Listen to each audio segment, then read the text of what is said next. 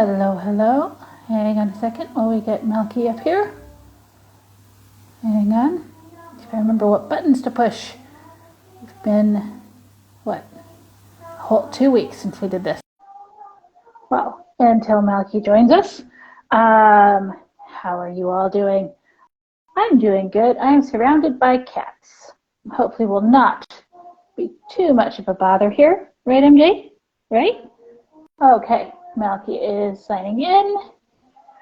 Hi, yes. MJ has opinions too.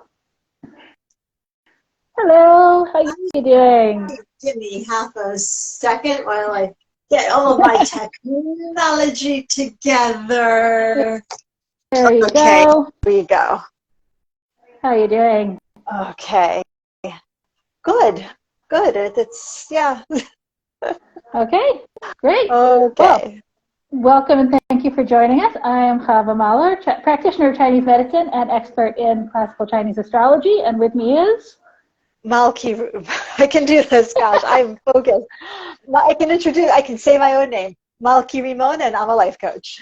And welcome to Thriving really sucks. No, except for the reallys. We're just calling ourselves Thriving Sucks, but I'm really feeling it hard today. So Okay, so this week back with extra emphasis. yes. All I was right. forcibly shaken out of my comfort zone this week, and I am deeply miserable about it. I like my comfort zone. I want back to my comfort zone. There is no going back to my comfort zone.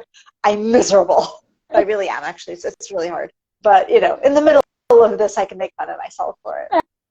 Absolutely. And we can be either good examples or possibly horrible, horrible warnings. Yeah, right now I'm definitely doing the horrible warning thing. I'm trying to fix my camera. Sorry about that. No okay, here we go. problem. I'm just being covered with cats who are debating, where's her collar? Debating what part of my room to break next, and one of them has lost her collar. All right, I'm going to worry about that later. But now you can say I have a top of head. Before, yes, I don't know if it was visible, but now yeah. Yes, you definitely have. You have a top to your head. All right. Very so exciting. Today's topic is. Oh gosh, I remembered it. You know, you say it. Oh yes, stop lying to your brain. I love that topic. That is the topic, and we were kicking around what we wanted to talk about today, and you proposed a number of things, and one of them was, why do we have so much trouble setting goals? Yes. And we were discussing what really stands in the way of being able to set good goals. And one of the big ones, I think, was the fact that we don't trust ourselves to tell ourselves the truth. Yes. Or that we make commitments to ourselves that we over, under, or just misestimate. Is that a word, misestimate? Yeah. I have a client who one coaching session, she was just I have this stupid task that I've been putting off for months, and it's so stupid. It's a tiny little thing, and I could do it in 5 minutes. And we got all worked up, and she went off and she did the thing, and then she texted me that evening, because I said, text me after you've done the thing. She's like, it wasn't a stupid little thing. That took hours. It's possible that subconsciously I knew it was going to take longer than I thought, and that's why I was so resistant to trying to squeeze it in to 5 minutes here or there, where I was telling myself, you should just do that task while you have 5 minutes. Right. And I felt that, in my bones, I felt you saying, it's like, oh, yeah, when I have this, I should just sit down and dash off that email, and I keep putting it off, then when I eventually sit down to do it, it turns into this, it's an hour of just dashing off his email because there's something big that I have to open, and I have to say it correctly so that the other side can hear me, and that takes time. And yeah. I once had an argument with someone in my life.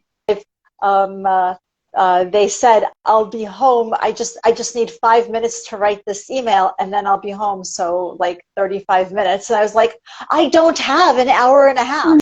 I need you home now. They were deeply offended by this. There's nothing like being called out on something you know you're going to do. Yeah. Although Yeah. I think that email, I think that's why like WhatsApping and texting and messenger apps have taken over from email, because it doesn't quite have to be as perfect, and people know that it's considered a significantly less formal form of communication for a reason. Yeah. Okay, Yeah. but back to. Yeah, but back to, all right, well, but that's interesting though. So do you know how to catch yourself when you're doing that? It'll just take 5 minutes, but like deep down, I know it's actually going to take longer. What are your suggestions? You sound like you have good suggestions. Oh, I really do want to hear if you have anything. But Yeah, I found helpful is to just sit and write down the task and break it into subtasks. Because if I'm going, oh, I can do X, Y, and Z in the hour I have, between one patient and another, and then I write down, okay, well, X, send the email means I have to get my calendar, look up all of the other dates that might conflict with the thing being proposed, and it says I have to get up and go to the other room where I have the calendar that has all of the, holidays and school vacations and things, because Google Calendar doesn't have that, which is sad.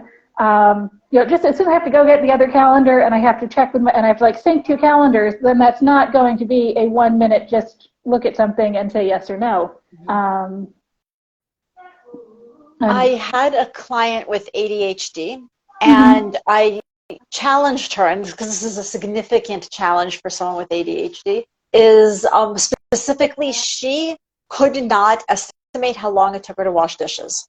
Partially because, like everyone else with ADHD, she washes several dishes, runs off, does something else, takes care of that, comes back, does another few dishes, remembers the laundry in the dryer, folds the laundry, comes back, washes a few more dishes. So I challenged her to just wash the dishes beginning to end and time it so that she knows what it takes, give herself a base number so that she can work around exactly. So she has better data when she says to herself, I have 5 minutes, let me do 5 minutes of this task. Absolutely. And she found it really, really helpful. That's really great. I love data. I love having actual data. Yep. One thing I remember running into, someone did a study, I think they did multiple studies, and concluded that when people have a number in their head for how long something's going to take, I think they were specifically looking at commuting, but any kind of task, the number in your head is the minimum time it ever took you. Oh, that's fair. Minus 5 minutes of fantasy. That's for optimistic people. The more optimistic you are, the more pessimistic you are, the more likely your number is to be accurate in this specific thing. But yeah, if they ask people how long your commute is, then they will generally tell you the amount of time with no traffic in good weather, when the car is going well and they don't have to stop for gas. That's the number we have in our heads. Yeah, it's totally useless. Yeah. Well, it's a base. It's a base you can add to, with how long it takes you to wash the dishes start to finish. Right. On the one hand, on the other hand, I'm thinking about where my daughter worked last year, because my other daughter has a dance class right across the street from the same address. One needed to be there at, I don't even remember, say 8 a.m. and the other one needs to be there at 9:30 p.m. Right? To get there at 9:30 p.m., we want to leave at 9, and it takes 17 minutes, and then she's got time to get comfortable, put her tap shoes on, take a quick drink of water. It's perfect. With the other daughter, it did not take 17 minutes. It's 34, double. It was literally double the amount of time. So if you're thinking in terms of the minimum, you can end up really, really screwing yourself over. Yeah. Yeah. Yeah. But okay, so when you have that minimum in your mind, it's going to take me 5 minutes to wash the dishes, it's going to take me 3 minutes to send this email, it's going to take me 17 minutes to make that drive. Do you feel like you also somewhere know that it's actually not going to take that amount of time? You get the looming dread of I'm setting myself up for an impossible task? Right. I don't know. I need to, I actually need to like experience this. I'm thinking today where my daughter was running late and I had to get her to her theater class. I have to pick her up for same theater class. I have to pick her up from at 7. And normally we like to leave the house at 4:40 because of all of the traffic on the way. Today there was, I don't know what happened. I'm kind of almost concerned. There was no traffic. We were like basically at 4:45 p.m. when we left our house. We're on the road like 4:47. There's nobody on the road. There's the turn off of the main street that takes me 4 seconds. There's the other turn that takes me 3 seconds. It was honestly, it was a very unpleasant experience. You'd think I'd be like, this is wonderful, and I'll get my daughter there with time to spare. Isn't this great? And instead, it was like disturbing because it did not meet my expectations. Your expectations for being, yeah. Yes. Because normally the roads are packed that time of day. We're in my exact area. I live in the city center, right? Mm-hmm. So if I'm like on the road right then I need to expect things to take a while. And no, yeah, honestly, it creeped me out. Okay, interesting. So even things taking less time than you expect. Yeah. You find that uncomfortable. I did. I know about other people. I definitely did. No, I'm thinking about a time, and this is actually when I came up with the concept of like, don't lie to your brain. Mm-hmm. Because I had a weekend. I had a weekend day. I had like a Friday, which is weekend where I live. And I had 3 things I wanted to accomplish. And I was, like do something to my website, make a phone call, wash the floor. I had like things that I really wanted to get done that weekend. And I said, all right, so I'm going to do these 3 things. And then when I'm done, I'll have all the rest of the day to just goof off. I'm going to read this book. I could watch a movie. And I had in my head, like, I'll be done by 2. I spoke to you that Friday. I remember how finished. Yes, I finished everything on my list by 10. And I was like, okay, so I could start goofing off now, but that feels wrong. I had more time budgeted to get stuff done, and so I should do one more thing and also a new thing started bothering me because I washed the floor, so then it bothered me that the counter was a little dirty. And then I ended up doing like 7 more tasks and never getting around to goofing off because I wasn't ready to make the switch to, okay, now I'm relaxing. And and then I would think, yeah, and then so that got me thinking about procrastination because I've been procrastinating starting the tasks that I ended up finishing in an hour. And I thought, like, the reason I was procrastinating is because I knew that I wasn't actually going to let myself relax after doing this. So I had to get some relaxation in first. Mm-hmm. And so that was pre-COVID. It was like just pre-COVID. So that's a couple years ago now. But that was when I really started thinking about the link between like procrastination and like being honest with ourselves mm-hmm. and following through on our commitments. Yeah. So I decided to test it today. Mm-hmm. I have today, for no reason I can entirely understand, approximately 5,642 sinks full of dishes. It happens sometimes. It was like quite a special amount of pileup. It was like yesterday's dishes mostly, like mm-hmm. no one had gotten to them. And I'm not, like, I know that there are people who are like, you don't go to bed with a sink full of dishes. I, alas, am not one of those people. I am the walk out of the kitchen and I will deal with you tomorrow sorts of people, except for when I do, like, I go back and forth. Right now, I'm definitely in a part of my life where it's like, this can wait until tomorrow. And it did. And I decided that what I was going to do was this. I was going to wash only the dishes that were exactly in the sink. Mm-hmm. I was not going to allow myself to add in one more and one more and one more and, oh, I missed that one over there, and oh, look, the 3 cups on the counter that nobody saw. And like literally it turned out that behind me I had 3 dirty bowls on a what do you call it, on a stool that I didn't even see. But I was like, mm-hmm. no, I'm only going to wash the dishes that are exactly in the sink, and then I'm going to walk away. And I had to fight myself this was not like some obvious thing to do. There was like, but just that one like glass dish, it'll be easy, let me pull it in. I was like, no. I said to my brain, this is what we're going to do. I am going to only do this. And I found the task significantly easier to come back to afterward, right? Because I took the break and then I said, so then I'm going to decide, I'm going to like create an exact precise parameters over the next set of dishes that I'm going to do. And I'm going to come back. And I found coming back was a much more pleasant experience because I now had evidence with which to believe myself. Oh, can we just stop for a second and say hi to my nephew Benji? He's my bonus nephew and I adore him. Hi, Benji. Hi, Benji.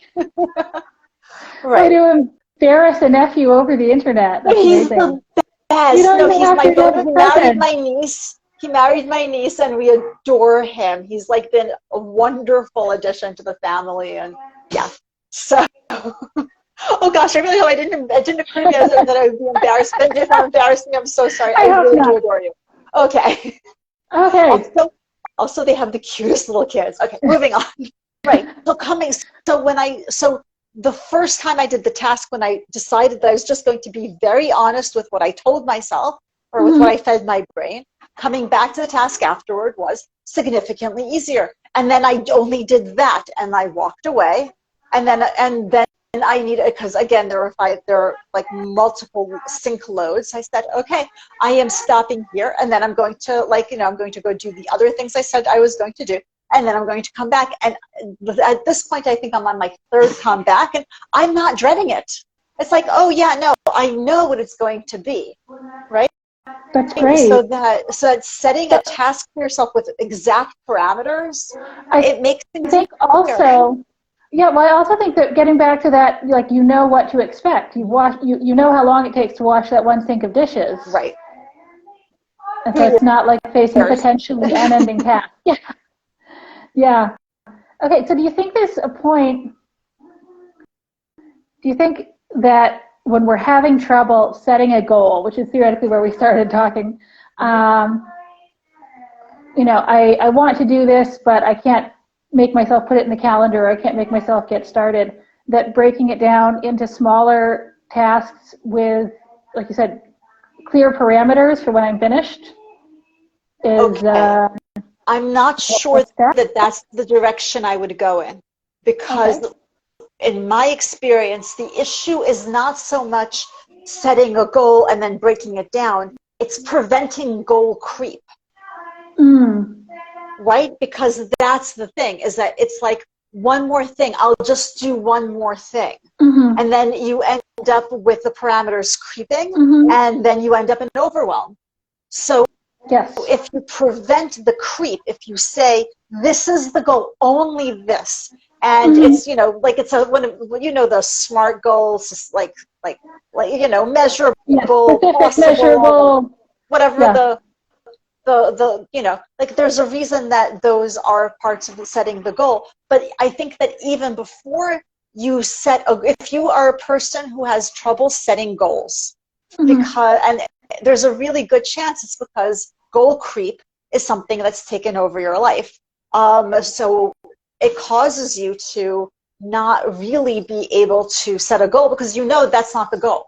Like when you set a goal and it's not the actual goal, you're just making yourself crazy, so you may as well not set the goal, so then you end up getting nothing done, right? So, absolutely. So I would say that the place to begin is in I am only going to do exactly this, and I'm not going to allow anything else in.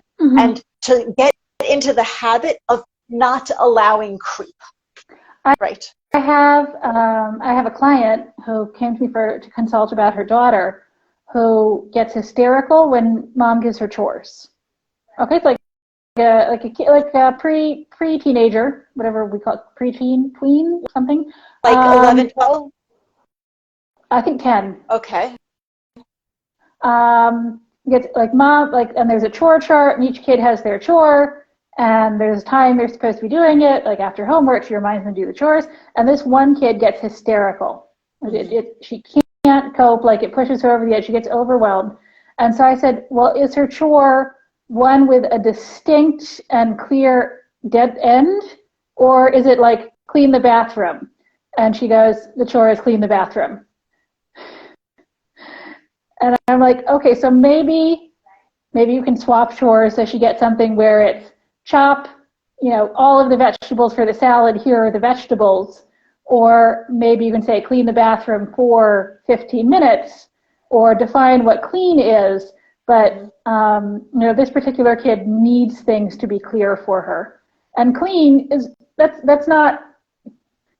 doesn't say anything. My daughter now has the goal for herself of keeping her room clean. It took a while when she was little to learn the steps, that there are steps. Clear away all of the garbage, hang up all of the clothing, all of that. And then once you're in all these advanced steps, then she kind of got to the place where she likes things a certain way, and there are places for her things. That was already advanced. She did that by herself. But once she knew what clean meant to me and to her, it was much easier. So I would have actually done that differently. Instead of clean the bathroom, it is swish and swipe, swish the toilet, wipe the sink, and wipe the counters, and you're done, right? As long as there's no evidence of toothpaste, I'm happy. Right? That's what we ended up agreeing on, because she said, she's the oldest. I need her to do the bathrooms that's the most complicated. And I can't give her a time limit because she'll just end up dragging it out. So I was like, okay, so tell her, scrub the toilet once, twice, 17 times, but wipe the counter with 3 rags, whatever it is. Give her something she can count or measure so that she knows when she's done. Because I think cleaning is definitely a place where, for me, goal creep. Definitely, yes. I think goal creep is, we have to add that to the English language if it's not already a concept. It's got to be a concept. We cannot be the people. No. I know that in the technology world they talk about this all the time, where it's Benji can tell us because Benji's in technology. But there's feature creep, right? Where there's the sense of, we're just going to add this one more thing, we're going to add this one more thing, we're going to add this one more thing, and the product's never released.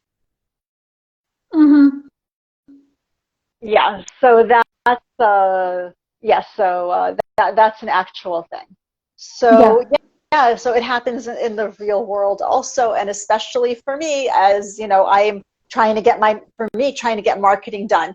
And now that I'm talking about it, I'm realizing that one of the ways in which I am getting in my own way is, and then I'll also do that, and also do that, and I'll also do that, and I'll also do that. And then nothing gets done. And my Instagram sits quiet week to week until we do a podcast together.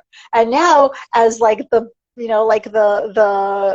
coin is dropping in, and I'm having this light bulb moment now where so much of the difficulty I'm having with the marketing piece of my business is simply goal creep.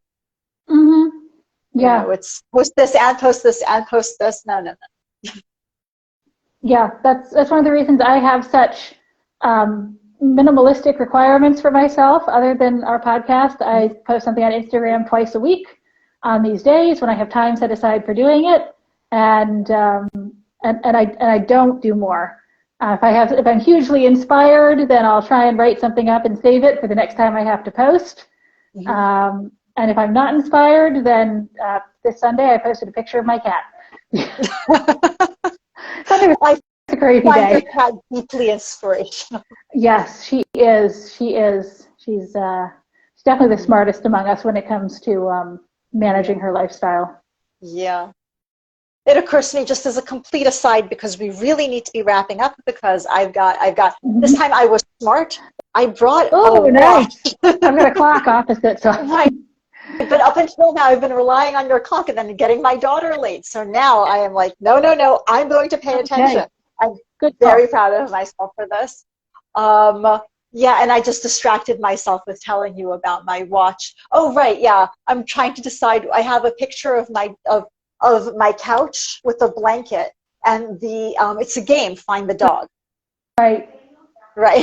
You made a regular Sunday, Monday, whatever. Find the Once a dog. week, find the dog. Somewhere in this picture, there's a dog. Right. What something that we started to do, and I kid you not, is occasionally somebody will make a sign that says dog with an arrow, so we can put it on top of the blanket that she's under, so that nobody just like sits down there.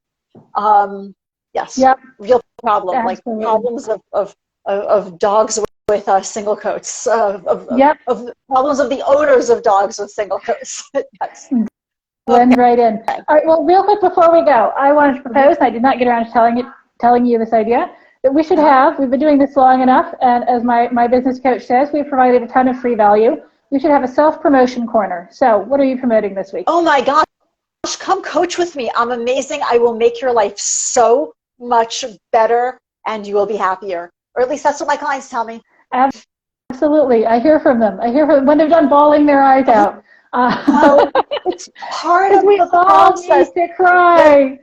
Absolutely. We need to cry, and getting in touch with the emotions that you're trying to push away is so much of the process of getting in touch with the emotions that you really want to feel, which is so much a part of being happier and reaching your goals and loving your life. It's part of the I should not advertise that as part of the process, but yes, it is. No, I think you'll get a very specific group of people who need what you have.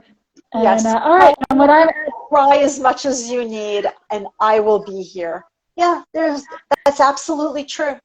That's absolutely true. Wonderful. Yeah. Highly recommended. Go ahead. And yes, what I'm advertising is I have a new lecture that I'm taking on the lecture circuit. It's called How to Find Out What People Actually Need and Then How to Give It to Them.